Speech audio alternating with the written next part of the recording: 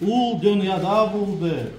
Ләкин дөнья аның аша яратылган булуына карамастан аны танымады.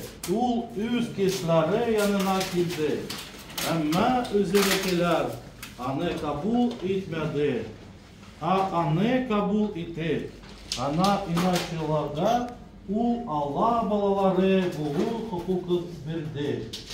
Алар чыннан да, тән нәфесеннән да, ир нәфесеннән да түгел, Алладан тудыралар. Сүз кеше булды, безнең арада яшәде. Мөрхәмәт вә хакыйкать белән тулы иде. Ул без аның данын, атаның бердәнбер углына биргән данын күрдек. Яхья аның хакында шаһидлык бирә.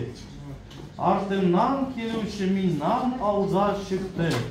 Чөнки ул миннан элек бар иде. Дип сөйләгәнең мине шул инде. Дип кычкырып әйтте.